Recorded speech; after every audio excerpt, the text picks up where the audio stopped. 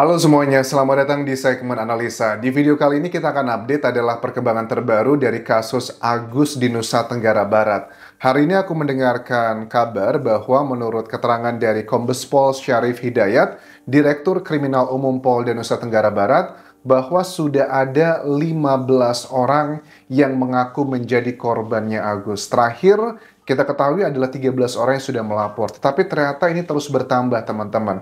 Bahkan ada beberapa hal yang dikatakan, ini adalah keterangan dari Ketua Disabilitas Nusa Tenggara Barat, Joko Jumadi, yang dari awal ini membantu mendampingi Agus atau Iwayan Agus Suwatarma yang menjadi tersangka dalam kasus ini, itu mendampingi sejak awal, bahkan juga merekomendasikan agar Agus ini menjadi tersangka tapi tetap dilakukan penahanan di dalam rumah dengan kondisi di mana dia tidak memiliki kedua tangan tersebut. Nah, ini dikatakan bahwa ada 3 rekaman lagi yang dalam bentuk video yang juga mereka telah dapatkan dari beberapa korban tersebut. Dari keterangannya Joko Jumadi mengatakan begini, kenapa sekarang kok kesannya kan menurut Agus, aku lihat di beberapa wawancaranya, kok sekarang ini katanya baru bermunculan ada banyak perempuan yang mengaku pernah dibegitukan oleh Agus. Nah, menurut Joko Jumadi, dia mengatakan bahwa ini awalnya gara-gara Agus sendiri katanya. Agus itu waktu dia fotonya ditampilkan, dipublis di salah satu media lokal di Nusa Tenggara Barat, Agus itu lantas melakukan klarifikasi lewat videonya. Nah, dari situlah bermunculan komentar-komentar dari belasan perempuan yang mengaku menjadi korban kemudian ditindaklanjuti. Dari 15 orang yang sudah menghubungi ini, 7 orang sudah diperiksa di Polda Nusa Tenggara Barat, sementara sisanya sedang didalami oleh pihak Joko Jumadi atau Ketua Disabilitas dari Nusa Tenggara Barat. Karena dari sisanya ini mereka tuh masih kayak setengah hati teman-teman. Mereka ngerasa malu buat membuat laporan, takutnya nih aib dan sebagainya. Karena 3 diantaranya itu masih berada di bawah usia, antara 15 atau 16 tahun usianya. Kita coba simak, ada 2 rekaman yang akan aku putarkan di sini. Yang pertama adalah rekaman pada saat Agus itu memanipulasi salah satu calon korbannya. Kata-katanya, apakah ini termasuk orang yang punya hipnotis atau enggak? Karena sebagian kita tuh ada yang percaya beneran nggak sih ada hipnotis atau enggak, ataukah sekedar ini adalah kemampuan Agus dalam berkata-kata dan memanipulasi sangat begitu jago. Coba kita simak cuplikan yang berikut ini. Orang yang tertinggi, saya bukan mengarang, buktiin kalau saya bohong. Nih, ada salah satu liputan di TV One teman-teman. Kakak akan menjadi orang tertinggi besok. Dipuji dulu ya. Saya bukan mengarang, buktiin. Saya bukan mengarang, buktiin kalau saya bohong. Kalau saya bohong, kapanpun kamu ketemu saya, kamu bisa bunuh saya. Kapanpun kalau kamu ketemu saya, kamu bisa begitukan saya, habisi gitu ya. Tapi kumohon kakak, jangan kamu buat dirimu yang tidak-tidak. Jangan kamu buat dirimu yang tidak-tidak. Setengah percaya, sedikit percaya, itu pikiranmu sekarang. Setengah percaya, sedikit percaya, itu pikiranmu sekarang. Karena kamu baru kenal saya bisa baca langsung kok. Karena kamu baru kenal saya bisa baca langsung kok. Ini bingung kenapa saya ngomong gini, kamu kira saya sama modus sama kayak cewek yang lain. Benar kan? Modus itu gini. Buktinya dia ngerusak kamu. Buktinya dia ngerusak kamu. Saya langsung tuduh pun, biar kamu tidak bilang saya ngerusak. Nah itu nanti masih sasa. Bahasanya saya, walaupun kita berdua di kamar. Walaupun kita berdua di kamar. Saya tidak bisa apa-apa, saya masih dimandiin sama mama. Saya tidak bisa apa-apa, saya masih dimandikan sama mama. Nggak seperti sama cowok-cowok yang lain. Nah, ada beberapa bagian lain lagi kan, ada banyak yang mengatakan, aku lihat dari beberapa keterangan di sini, ada persamaan dari para korban teman-teman. Kalau aku lihat di sini bahwa 15 orang yang sudah menghubungi Ketua Disabilitas NTB ini yang sudah dilakukan pendalaman, rata-rata Agus itu punya persamaan dalam mentreatment calon korbannya. Pertama, Agus melakukan profiling karena semuanya ternyata lokasinya tuh sama, itu berada di sebuah taman. Kalau nggak salah nama taman itu apa? Taman Udayana ya kalau nggak salah. Please correct me if I'm wrong. Tetapi di situ adalah taman di mana pada saat Agus mendekati calon korban itu, memang mereka tuh rata-rata semuanya lagi sendirian. Polanya sudah ketahuan semua di Taman Udayana tersebut. Agus melakukan profiling, kemudian mendekati, duduk sendirian, kemudian diajak ngobrol, dibuat nyaman. Makanya yang korban yang melaporkan pertama kali itu kan dikatakan pertama kali ketemu Agus itu sekitar jam 8 pagi, terus sampai akhirnya dia pergi ke sebuah homestay jam 12 siang. Ada jarak 4 jam Agus melakukan semua itu. Terus juga selain ada rekaman yang tadi sudah kita lihat, itu ada 3 rekaman lagi dan itu adalah bagian di mana Agus sedang melakukan proses manipulasi psikologis.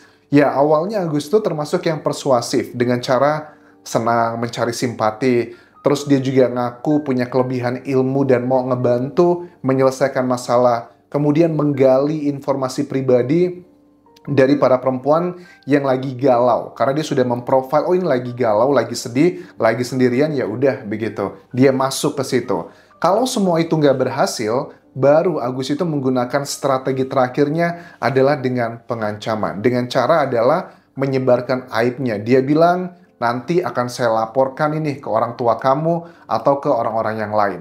Nah, terkait dengan tuduhan ini, Agus memberikan jawaban begini teman-teman. Tidak mungkin saya melakukan seperti itu katanya. Mustahil orang baru kenal bisa tahu sejarah orang, tidak mungkin. Saya mau melakukan ancaman ke orang tuanya karena saya nggak tahu sejarah orang yang baru saya kenal. Coba kita simak cuplikannya berikut ini pada saat Agus berusaha meyakinkan bahwa semuanya itu adalah fitnah. Kenal tahu sejarah orang tidak mungkin, apalagi tahu orang tuanya tidak mungkin. Karena baru kenal, belum tentu saya bisa kenal sama orang baru atau orang tidak mungkin. Tuh. Belum tentu saya bisa kenal dengan orang baru dan tahu semua itu tuh tidak mungkin katanya. Mustahil. Kalau bisa aja, saya baru kenal sama orang ini atau mbak atau bapak baru kenal orang ini. Ketika bisa tahu masa lalu kamu tidak mungkin itu. Logika aja kata Agus. Saya baru kenal sama orang tua orang ini, tiba-tiba saya tahu masa lalu kamu. Itu nggak mungkin katanya. Itu sampai pasien tidak ada ancaman. Saya berani pastikan tidak ada ancaman itu. Mungkin bisa dibuktiin kalau memang ada gitu. Bisa dibuktiin ke cewek itu. Dan kenapa cewek itu tidak mau ngomong juga, kenapa harus suruh orang. Kalau memang dia merasa dirinya diperkosa atau kekerasan seksual. Nah, jadi Agus bilang bahwa coba aja dibuktikan. Tapi ternyata Agus yang kamu katakan di sini, ternyata ada rekamannya loh. Kamu begitu lihainya membuat kata-kata pada saat seseorang sedang terpuruk dengan masalah pribadinya. Kamu jago sekali masuk ke dalam tersebut.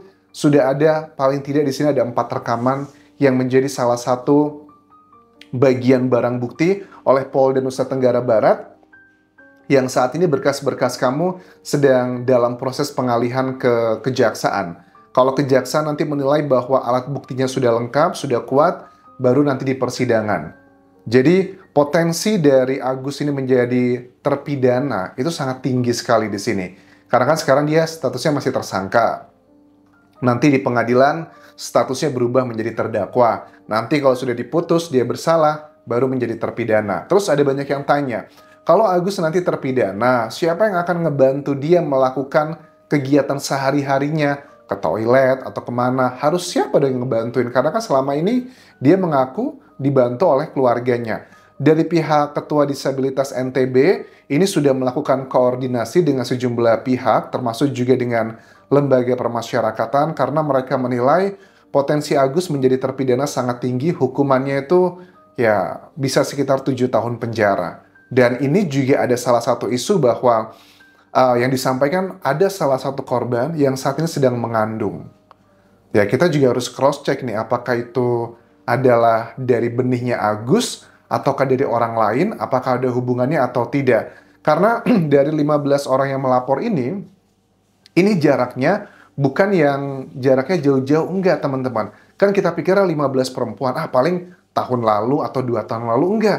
Ternyata hitungannya dalam jarak itu hanya hari dan juga minggu, paling tidak selama sebulan terakhir, korbannya sudah sekitar 15 orang. Sebulanan lebih ya, kurang lebih. dari mayoritas semuanya ini. Karena dari 15 kan baru 7 orang yang sudah membuat BAP, tetapi sisanya itu masih ragu-ragu. Ya, ada beberapa kemungkinan. Misalnya adalah karena ya mungkin ada yang bohong atau ada yang masih malu mengakui semua itu.